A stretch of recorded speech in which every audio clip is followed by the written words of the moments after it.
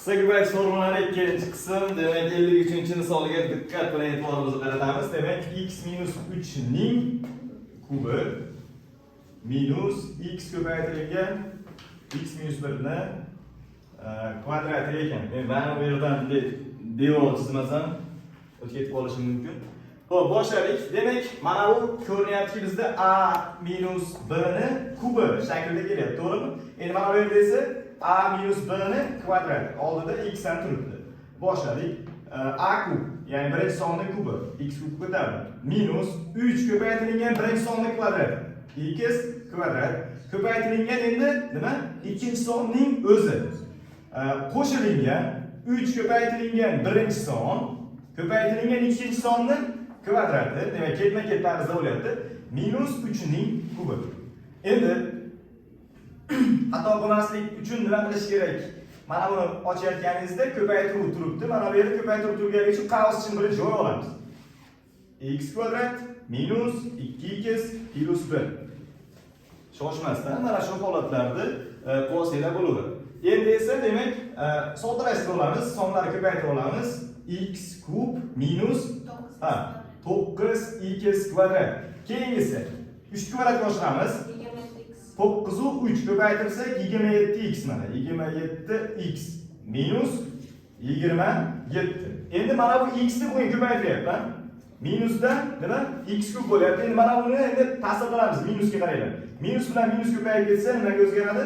Plusga 2x kvadrat, to'g'rimi? Va minus x ni biriga ko'paytirsak minus x bo'lib qolaveradi. Soddalashadiganlar soddalashtiramiz. Demak, mana bu x kub bilan mana bu x kubga e'tibor bersanglar, yig'indisi nimaga aylanib ketadi? 0 ga aylanib ketadi. Plus minus. Endi keyingisi yana o'xshashlari bor. Qaranglar, x kvadratlari bori, demak o'xshash hisoblanadi mana bu yerda. Minus 9x kvadrat plus 2x kvadrat. Demak, bu yerda minus 9 qo'shaman 2 degan.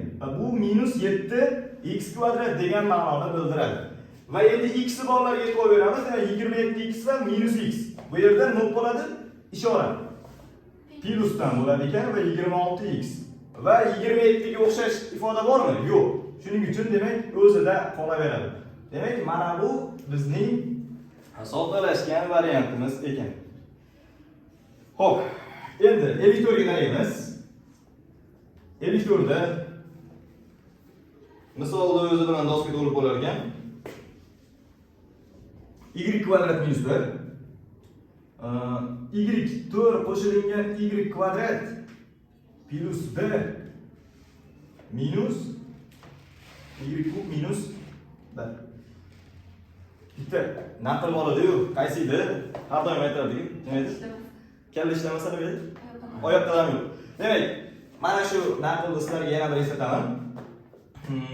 Ya'ni buni o'quvchilarga mana bu fikr kelayotgan bo'lishi mumkin-da. Ya'ni mana buni har nima qilaman, qavs olib chiqaman, keyin mana buni ham qavs olib chiqaman, undan keyin soddalashtiraraman deyotgan fikr kelishi mumkin. Mana shu fikrni sal uzoqroq tutasizlar o'zingizlardan. Demak, mana bu nima bo'laveradi? Y kvadrat minus 1 keyingisi y kvadratning kvadrati qo'shilgan y kvadrat ko'paytirilgan 1. Osmondan bir yozaveryapman. Chunki birda har qanday sonni ko'paytirsanglar, nima bo'laveradi? O'z kelib chiqaveradi, to'g'rimi? Qo'shilgan 1 ning kvadrati. Bu yer bizga nimani eslatyapti? Qaranglar, a minus 1. A kvadrat plus a ko'paytirilgan 1 qo'shilgan 1 kvadrat. Bu nimani beradi bizga?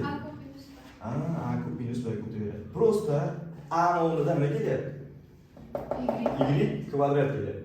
Demak, bu yerda y kvadratning nimasi ekan? Kubi minus 1 ning kubi. Va buni yana ham soddalashtirib kichkina qilib yozib qo'yaman. Y6 minus nima degani bu? 1 degani ekan. Endi mana buni bemalol yoyaveramiz biz. Boshladik. Demak, mana buni yozib turaman birinchi. Mana buni soddalashtirganimizda bizda y6 minus nima qoldi? 1 qoldi va minus mana buni demak a minus 1 ni kvadrati bo'yicha yoyib chiqamiz. Boshladik. Birinchi sonning kvadrati y6. Demak, mana bu minusga ham ta'sir qiladi, e'tibor beramiz. Qo'shilgan bo'lib ketadi. 2y nimasi? Kubi. Minus nima? 1.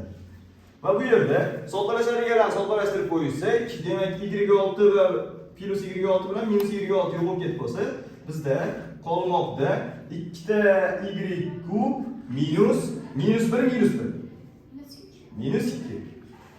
Demak, ifodani soddalashtiring deyotganligi uchun demak javobimizni mana shu holatda qoldirishimiz ham mumkin. Demak, bu 54-misol ekan. Endi 56-savollarga e'tibor berasizlar. 56-savolimiz ajoyib savol ekan. 56da x ga 2y qo'shsak, qarasi yo'q. Teng nima ekan? 9 kelib chiqadi. X dan 2y ayirsak esa x dan 2y ayirsak esa nima kelib chiqar ekan? 2 kelib chiqadi. Va bizdan so'ralayotgan ifoda esa bizda x kvadrat minus 4y kvadrat so'rayapti. Endi qarasangiz bu sizga nimani eslatyaptimi? X kvadrat minus 4y kvadrat. Qaranglar. A kvadrat minus 1 kvadrat. Mana shu o'xshatib yoza olamiz. Qaranglar. Birinchi sonning kvadrati minus 2y ning nimasi? Kvadrat darzi. Endi minus va pluslarimizni nima qilamiz? Yozib olamiz. Boshladik. Mana bu ifodamiz nima? Biz strelkalarni kelib qo'yaman.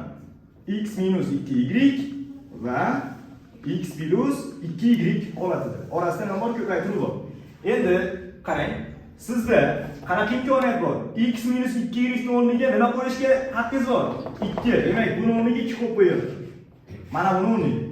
Endi x plus 2y o'rniga nima qo'ysak bo'ladi? 9 qo'ysak bo'ladi. 2 ko'paytgan 9. Va so'ralayotgan ifodamiz qiymati esa 18 qiymat kelib chiqadi. Tushundinglarmi? Yaxshi. Demak, so'ralayotgan ifodani soddalashtirish kerak ekan va bizda javobga chiqib qolar ekan. Qaranglar, 59 ga e'tibor beringlar-da. 59. 59 dan mana shu misolni bir akasi shekilli menimcha x minus 2y deyapti. 4 ga teng. Va x kvadrat minus 4y kvadratimiz esa 20 ga teng. Va bizdan so'ralayotgan turgan ifoda nimani so'rayapti? X plus 2y nima bo'ladi degan savol qo'yilgan. Shuni toping deyapti. Demak, biz yana mana bunga e'tibor beramiz. Buni nima qilamiz? Ko'paytuvchiga ajratib olamiz. X minus 2y va x plus 2y. Tepada gapirganligim uchun demak, batafsil gapirib yurmadim. Shuni qiymati nimaga teng ekan? Mana. Bu degani bu deganim. Bu degani 20 ga teng ekan. Mana 20 ga teng. Endi qaranglar. Sekin x minus 2y ga e'tibor berasizlar. Buni o'rniga nima qo'yishimiz mumkin? 4 mana.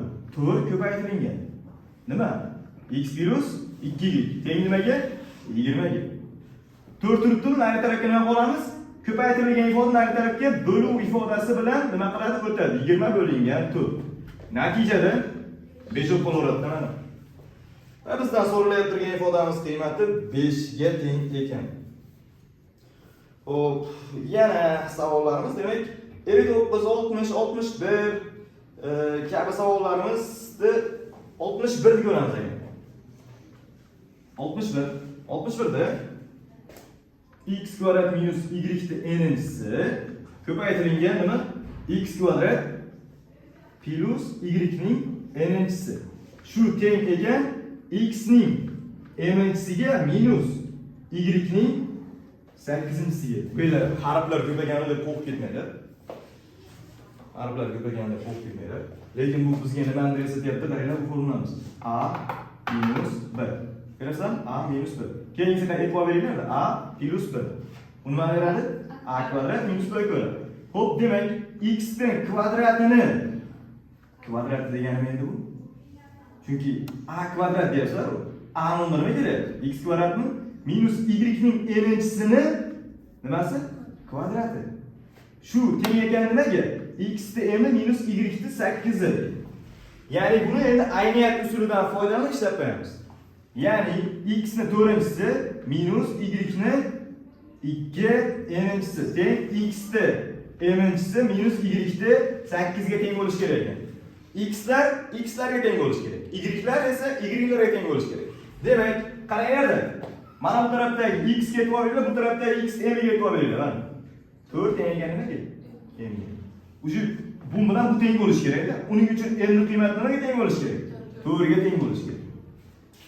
Endi kelingiz keladi. Y'lar teng bo'lishi kerak. Demak, 2n nimizning qiymati nimaga teng turibdi? 8 ga. N ning qiymati emas, u 2n ning qiymati.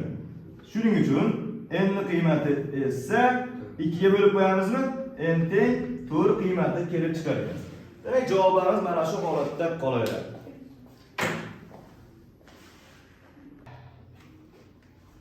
Oltmish to'rtinchi savolda e'tibor berayotgan bo'lsanglar, mana bu berilgan ifodamiz va bizdan so'ralayotgan ifodamiz a plus b ning kvadrat. Endi e'tibor beringlar. So'ralayotgan narsa o'zi nima? So'ralayotgan narsani yoyib ko'raylik-da.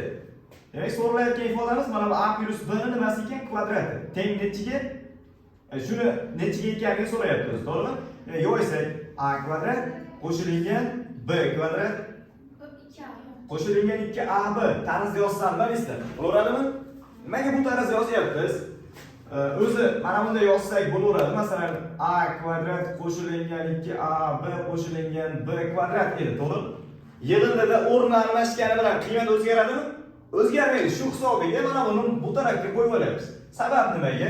Sabab a kvadratga b kvadrat qo'shganimizda, a kvadratga b kvadrat qo'shganimizda necha tutar ekan? 9. Shuning uchun qo'shish turibdimi? Qo'shish. Ya'ni mana buni o'rniga nima qo'yapmiz? 9 o'zini qo'yib qo'yapmiz. Qo'shilgan 2 ko'paytirilgan AB deyishni o'rniga nima deb qo'yapmiz? 3 deb qo'yapmiz. Va hisoblab qo'yamiz. 9 ga qo'shamiz 2 ga 3 necha? 6. 9 ga 6 ni qo'shsak 15 bo'lib qolaveradi mana.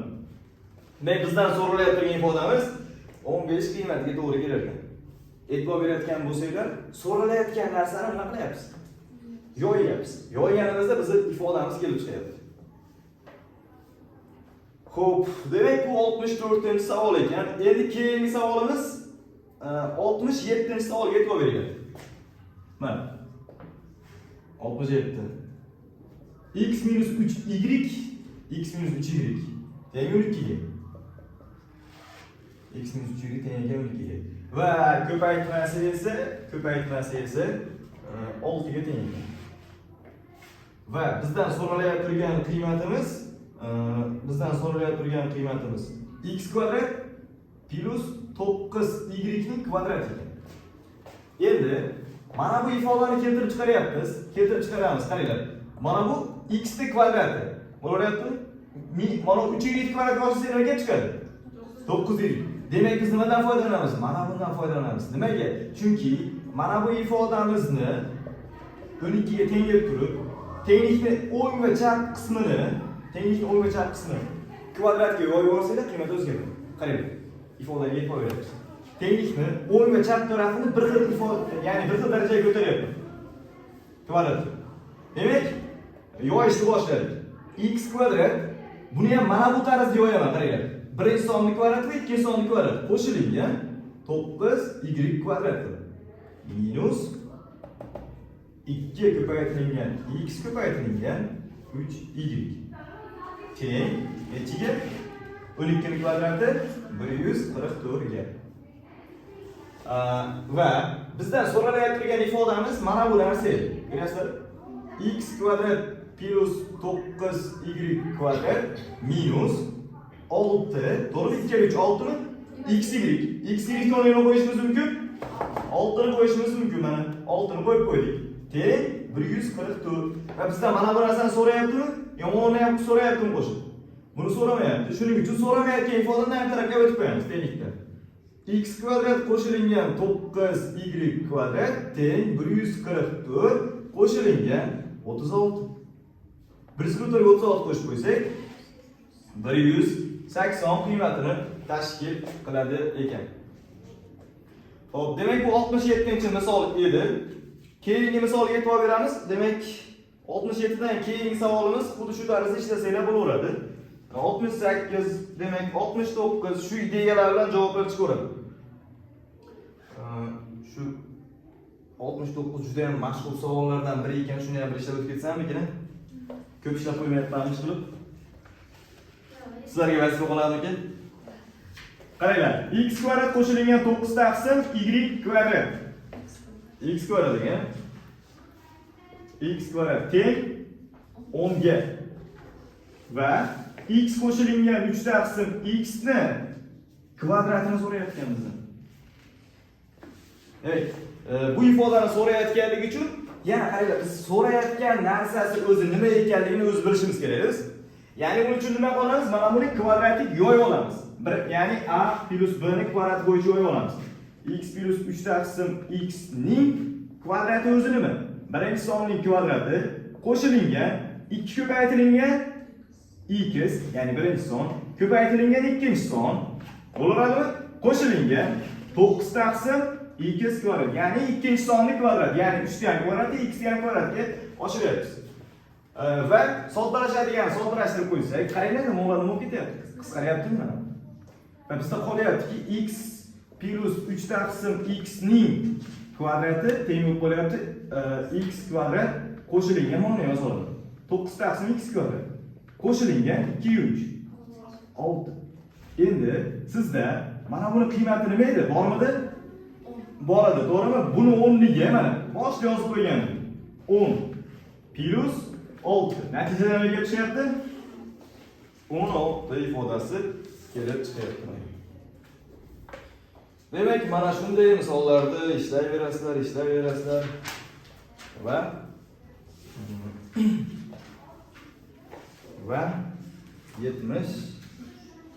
73 ga e'tibor berasizlar. Qaranglar.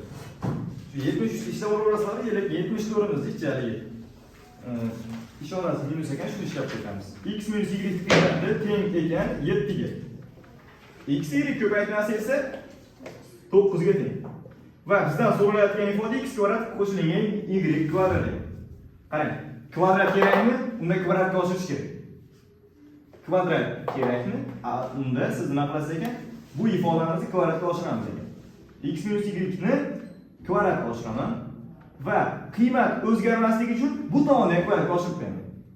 Va endi bu a minus b ni kvadrat bo'yicha yoyib tashlaveramiz. Demak, boshladik. X kvadrat minus 2 ko'paytirilgan x ko'paytirilgan y qo'shilgan y kvadrat. Teng nimaga?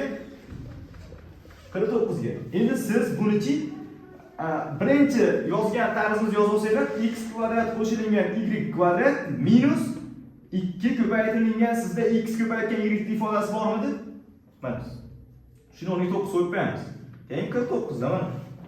Va x kvadratga y kvadrat qo'shsak, teng bo'lyapti 49. Mana nima qilamiz? 2 kere 9 nechaga teng bo'ladi? 18 ga. To'g'rimi? Mana shu 18 ni har tarafga ishorasini nima qilib olib o'tib qo'yamiz? Plus qilib 18 olib o'tib qo'yamiz, mana. Va x kvadrat qo'shilgan y kvadrat 49 ga 18 necha? 67. Demak, javobimiz nima? Mana shu holatda qolaverar ekan. Tushunarlimi?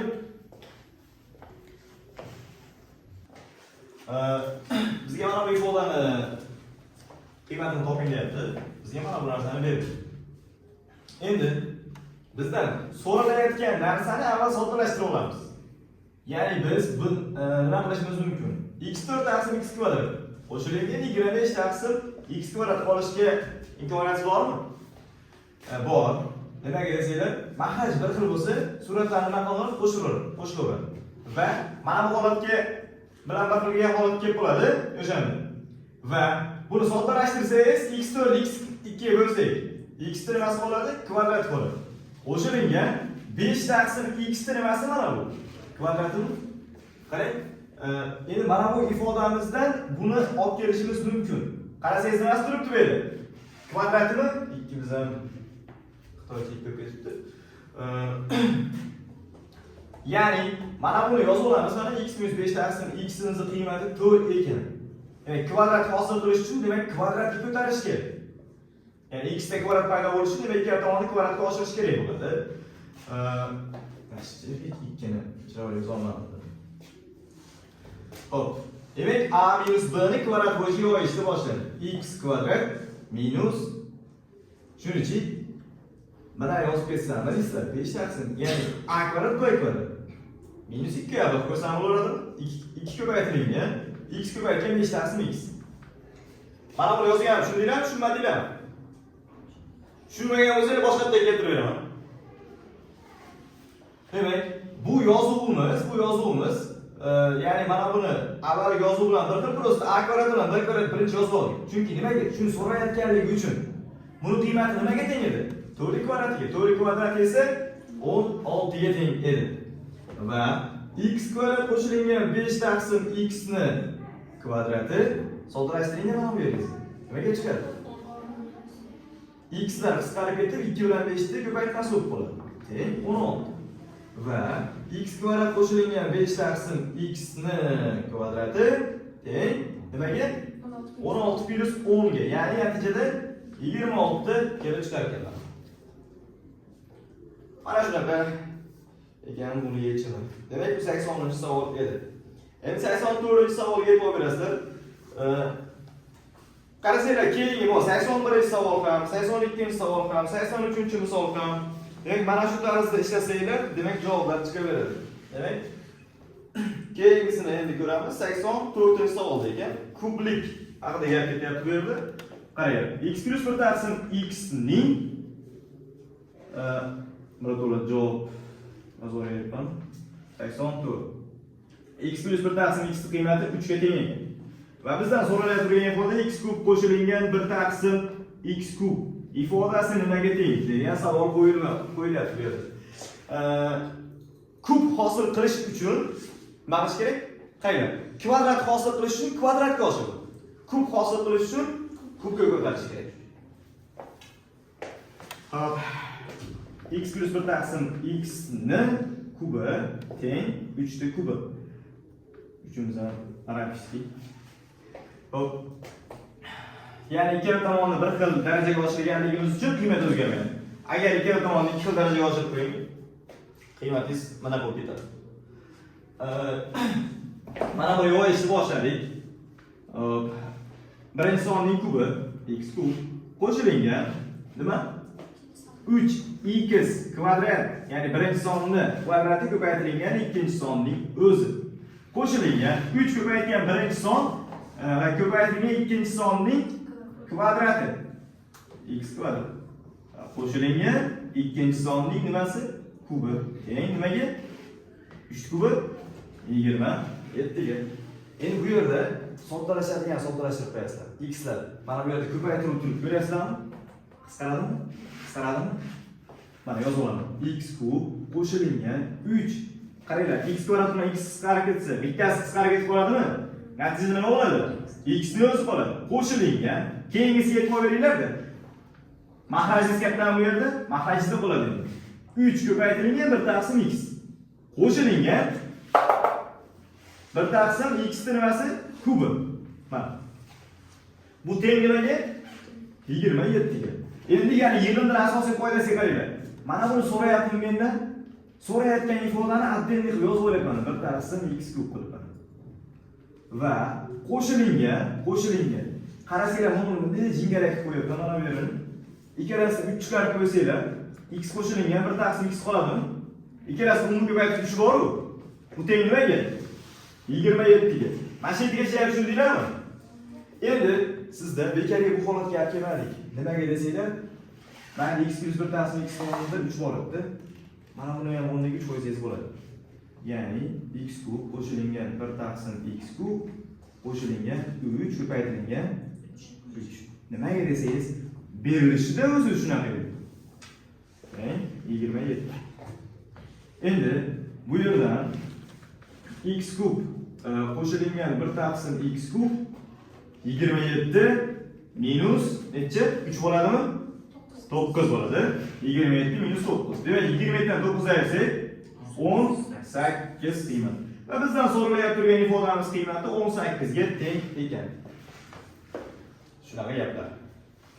Endi keyingi savolimiz, demak 84 dan keyingi savol nechini ko'ramiz? 86-misolni ko'ramiz. 86-misolda nima qilamiz bu yerda? Qorong'ulik. Oho. 86-misolda ishlamayman, lekin bu yerda yo'nalish ideya berib o'tayman sizlarga. X qo'shilgan 4 taqsim x teng ekan nimaga? -4 ga. va sizga endi keyingisi e'tibor beringda. x6 qo'shilgan 64 taqsim x kub. Avvalda shunaqa bitta misol ishlagandik. Mana 83 misolda ishlagandik. E'tibor berayotgan bo'lsangiz 83 misolda ishlagan ekanmiz. Demak, mana bu holatcha ma'qul holatda mana shu turishi. Bu ma'qul holatdan, ya'ni o'zingiz tushunadigan holatga olib olish uchun bu mahrajni yo'qotib olish kerak. Ya'ni buni отдельно yozib olish kerak. x6 taqsim x kub. O'rtada nima bor? Plyusmi? Mana plyus yozib olasiz. Ya 64 bitta yozasiz. Mahraj x kub. Mana so'ralayotgan ifodani yozib olyapmiz biz. So'ralayotgan ifodamiz x6 ni x3 ga bo'lsa nima qoladi? x3 qoladi, mana x kub. Va 64 buni nimani kubi? Yo'q, biz tarafda 4. 4 taqsim x ning kubi. Demak, sizga mana bu narsa kerak. Demak, unda nimadan foydalanasiz? Mana bundan foydalanasiz. Nima qilasiz? Kubga oshirasiz. Ya'ni x plus 4 taqsim x ni yozilganda tenglaganda minus 4. Ikkaladan bitta kubga oshirasiz mana bunday qilib. Yo, ishni boshladi. Ishlab qo'yaverayanda bir ketdi. X kub qo'shilgan 3 ko'paytirilgan birinchi sonning kvadrati. X kvadrat ko'paytirilgan 4 taqsim x. Qo'shilgan 3 ko'paytirilgan birinchi son ko'paytirilgan ikkinchi sonning kvadrati. Ya'ni ikkinchi son deganimizni biz mana buni tushunyapmizmi? 4 taqsim x ni bitta kvadratga oshirsak, necha bo'ladi? 16 yu x kvadrat bo'ladi. Mana bunday bo'ladi. Mana. Demak, endi qo'shilgan bo'ladiganda ikkinchi sonning kubi. Demak, ikkinchi sonning kubi 4 taqsim x ni kubi bo'lar ekan, ya'ni 4 ni kubimiz 64 bo'ladi, mahrajimiz esa x kub bo'ladi. Teng nima bo'ladi? Teng mana 4 ni kubi bo'lishi kerakmi? Demak, minus 4 ni kubi nima bo'ladi? Minus 64 bo'ladi. Minus 64. Mana bir dunyo qilib yozib oldik. Yozib olganimizdan keyin bizdan so'ralayotgan narsani birinchi yozib olayapman. So'ralayotgan ifodasi. Ya, soddalashga to'g'ri. X kub qo'shilgan nima? 64 taqsim x kub. O'zi shuni so'rayapti bizdan. Qaranglar. Qo'shilgan 3 e'tibor beringlar. X ikkalasida ham bor. Qisqarib ketsa nima qiladi? 3 ko'paytirilgan x ko'paytirilgan 4 qolyapti. Xo'p, keyingisi qaranglarda. Qo'shilgan 3 ko'paytirilgan 16 taqsim x qolyapti. Shu teng nimaga? Minus 64 ga. Endi bu yoq eng qiziq yeri mana shundan buyog'i. Qiziq oxirida. Qo'shilgan. Qarang, 3 chiqarib olsam bo'ladimi, qavs tashqarisiga? Ikkalasi ham borligi uchun. Yana nimani chiqaraylik? 4 ni ham chiqarsam bo'ladimi? 4 ikkalasi ham borda, 16 ning tarkibida ham 4 bor. To'g'rimi? Xo'p, chiqibdi. 3 bilan 4 chiqayotgani uchun onlar nima qoladi mana bu yerda? X qoladi. Qo'shilgan, qarang 3 chiqibdi. 16 ning ichidan 4 chiqibdi. 16 ichidan 4 chiqyapti, 4 ga bo'lib olyapman degan. 4 taqsim x dan. Nimaga bunga olib kelayotganimni tushungan bo'lsanglar kerak. Chunki nimaga buni qiymati bor edi. Minus 4. Ya'ni buni o'rniga men minus 4 qo'yishim uchun mana shu holatga olib kelayotgan edim. Shu teng minus 64. Bu yog'i sig'may qoldi. Endi men mana bu yerga yozib qo'yaveraman. Mayli, joy bor ekan, men yozib qo'yaveraman. Demak, x kub qo'shilgan 64 taqsim x kub plus 3 ko'paytirilgan 4 3 ko'paytirilgan 4. Ha, o'rniga nima qo'yamiz? Minus 4 qo'yamiz mana bu o'rniga. Chunki nimaga? Mana boshida bor edi, mana. Ana shuning uchun mana shu holatga olib keldim. Teng minus 64. Endi x kub qo'shilgan 64 taqsim x kub hisoblasak 4 kere 4 16, 16 ning uchtasi 48, faqat ishorasi minus bo'ladi, to'g'rimi? Minus 48 bo'ladi. Minus 64 mana bu yerimiz minus 48 imiz nari tarafga o'tsa, natijada minus 64 48 minusdan necha?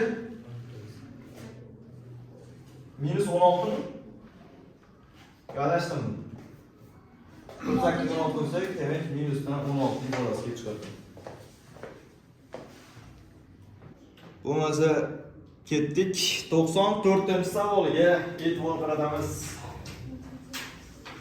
Shuncha gaplardan keyin 94 ko'rib qo'ymasak bo'lmaydi. X + y teng 4, x ko'paytirga y teng 3 bo'lsa, men mana bu yerdan chegara qo'ya olmasam, bizga hech qolaman. 93 ishlayapmizmi? 93. Va bizdan so'ralayotgan turgan ifoda x ni to'rtinchisi qo'shilgan y ni to'rtinchisi. Ha, x to'rt y to'rtga biz to'g'ridan to'g'ri yetib bora olmaymiz. X to'rt y to'rtga to'g'ridan to'g'ri yetib bora olmaymiz. Zinamasini ketma-ketlik bilan chiqamiz. Ya'ni avval kvadratga ko'taramiz, keyin yana kvadratga ko'taramiz. Kvadratni ko'tarsak, keyin to'rtga ko'targan bo'lamizmi? Boshlaymiz. Nimadan boshlaymiz? Mana bundan foydalanamiz. Demak, x + y qiymati nimaga teng edi? 4 gamidi. Demak, 4 ga kelishim uchun men avval 2 ga oshirib olaman. Oshirib olamiz. Demak, x kvadrat qo'shilgan 2x y qo'shilgan y kvadrat teng nechiga? 16 ga. Endi bunday yozib olasizlar, qaranglar. Bosh bilan oxirini birinchi yozib olaylik. X kvadrat qo'shilgan y kvadrat qo'shilgan 2 ko'paytirilgan x y ni nima qo'yishim mumkin? 3 qo'yishim mumkin. Buni qiymati teng 16 ga. Qaranglar, x kvadratga y kvadrat qo'shsak nima kelib chiqar ekan? 16 bu yig'indisi nechiga teng? 6 gami? O +6 nari tarafga olib o'tsak -6 bo'ladi va 16 -6 natijada 10 kelib chiqadi. Va x kvadratga y kvadrat qo'shsak nima kelib chiqar ekan? 10 ni endi 4 ga ketamiz. 4 ga ko'tarishimiz uchun yana mana shuni yana bitta kvadratga oshirib qo'yamiz. Tushunarlimi? Yana bitta kvadratga oshirib qo'ysak, birinchi sonning kvadrati. Endi birinchi sonda x kvadrat keladi. Shuni ham kvadratga oshiramiz. Qo'shilingan 2 ko'paytirilgan birinchi son va ikkinchi son. Qo'shilingan ikkinchi sonning kvadrati. Va natijada teng 10 ning kvadrati nima bo'ladi? 100 bo'ladi. Va buni x4 qo'shilingan y4. Mana buni yozib olayapman. Sababi nimaga? Menda shu narsani so'rayapti. Shuncha ketma-ketlarni yozib olayapman. Tushunasiz? Va qo'shilingan mana bunga qo'yib turibdi. 2 ko'paytirilgan x y ning kvadratini ikkalasidan kvadrat bo'lishi uchun tashqariga chiqarib qo'yapman. Teng 100. x4 qo'shilingan y4 qo'shilingan 2 x y ni qiymati nechaga teng edi? 3 ga teng edi. Endi bu 3 nimasi? Kvadratga oshirib qo'yamiz. Teng 100 bo'lib qoladi. To'g'rimi? 3 kvadrati 9 ga 2 18 nari tarafga olib boramiz. x4 qo'shilgan y4 teng 100 minus 18. Natijada 100 dan 18 ga ayirib qo'ysak 82. Yoki ba'zi shevalarda nima deb qo'yadi? Ba'zi shevalarda 82 nima deydi? Bilamizmi? 82 deb kim aytadi? Qaysi shevada shuni aytadi? Xo'p, 95 ga e'tibor berasizlar. Demak, 93-misol ekan, 95-misolga qaranglar. X kub qo'shilgan y kub teng 28. Shuni 28 ga teng. Xo'p. Demak, x kub x kvadrat y qo'shilgan x y kvadrat teng ekan 12 ga. Qaranglar. Endi bu teskari misol ekanda. Ya'ni sizdan mana bu ifodani 95 midi bu? 95 yozib qo'ying. Berilyapti, sizdan mana bu narsa nima bo'ladi degan savol qo'yadi. Ya'ni x + y yig'indisi nima bo'ladi? Demak, buning uchun nima qilish kerak? Demak, qarasangiz mana bu yerda nimalar turibdi? Kublar turibdimi?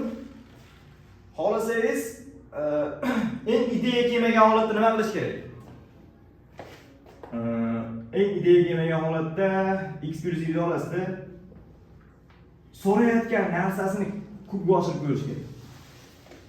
so'rayotgan narsasini kubga oshirib ko'rsak, o'zi bu nima ekanligini keltirib, ya'ni bu o'zi bizdan nima so'rayotganligini topib olishimiz mumkin.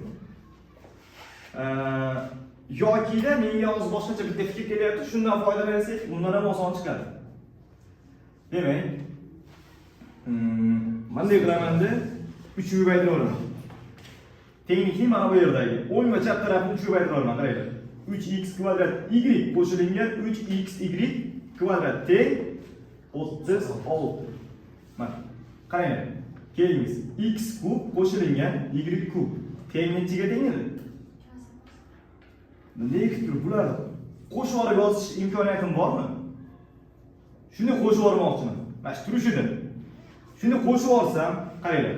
X kub qo'shilgan 3x kvadrat y qo'shilgan 3xy kvadrat qo'shilgan y kub kelib chiqyaptimi? Teng. Qarang, bunga qo'shib oldim. To'g'ri, ustun shaklda. Ya'ni birga yozib oldim, qo'shib. Va endi qo'shib olgan hisobiga mana bulardan qo'shib olishim kerak bo'ladi. 36 28 qo'shsak 64 bo'ladi. Va mana bu yerga diqqat bilan qarasanglar, bu nimani beradi? X plus y ning nimasini? Kubini beradi. Va 64 degani nima degani? 4 ning kubi degani. To'g'rimi? 4 ning kubi degani. Qarang, kubga teng bo'lsa x plus y nimaga teng bo'ladi? Va x plus y yig'indisi nima teng ekan? 4 ga teng. Demak, mana shu fikr bilan menimcha osonroq yetib borasizlar. Yana bir savolimiz 95 ko'rgan bo'lsak, 99-savol. Davranada 3 ga bo'lganimizda formulada borligi uchun 3 ga. Ha, formulada borligi uchun 3 ga ko'paytirdi. Chunki qarasak mana bu yer haligi prosta 3 yetishmayapti formulaga, kerak, ya'ni formulaga. Agar bular qo'shib o'radigan bo'lsak, bizga mana bu ifoda kelib chiqib qolyapti. 95 97 ni ishlaymiz ekan. 97 sig'ib qoladimi ekan mana shu. 97 da x minus 2 x plus 2 x kvadrat plus 4 4 demakki, mana shuni 2 ni kvadrat deb qo'yibdi. 4 deb yozib qo'yibdim. Va hokazo ketaverar ekanda x ni nimasigacha 128-sigacha qo'shilgan 2 ni 128-sigacha. Endi qaranglar, mana bu yerga e'tibor beringlar. X minus 2 x plus 2. Nimaga chiqadi mana bu yer? X kvadrat minus. Aslida 2 kvadrat deb kelsam bo'laveradimi? Bu yerdan bu yergacha ko'paytsak, bu kelib chiqyapti. Endi sразу nomlab ko'p qo'yamiz. X kvadrat plus 2 ni kvadrati ekan. Buni ko'paytsak nima kelib chiqadi? X ni 4-chisi minus 2 ni 4-chisi. Undan keyin nima keladi? Mana qaranglar. Mana 1 kelyapti, 2 kelyapti. Undan keyin mana bu yerda 3 kelmay 4 keladi. 1 2 4 shu tarzda ketyapti bu yerimizda. X4 qo'shilgan. Sizlarga yana ham tushunarliroq bo'lsin deb yana qo'shib yozib qo'ydim. Buni hisoblasangiz nima kelib chiqadi? X ni 8 minus 2 ni 8 kelib chiqadi. Demak, bu yerdan bitta xulosa keltirib chiqarasizki, demak men mana bu yergacha hisoblab kelsam hozir, men mana bu yergacha hisoblab kelsam, x ni 128-si minus 2 ni 128-sigacha bo'lar ekan, mana bu yergacha hisoblab kelsam. To'g'rimi? Mana bu yergacha hisobladim, mana bu kelib chiqyapti. Demak, buni ko'paytirishim kerak ekan nimaga? X ni 128 plus 2 ni 128 va a minus b, a plus b. Yana o'sha ifoda, ya'ni kvadratlar ayirmasiga to'g'ri kelyapti. Shu hisobiga teng x ni, ya'ni 128 ni ham 2 ga ko'paytiramiz. Buni ham yozib qo'yaman. 128 ning kvadrati minus 2 ni 128-sini kvadrati. Va natijada x ni 256-si minus 2 ni 256-si ifodasi qolaverar ekan. Mana shunaqa deyaptilar.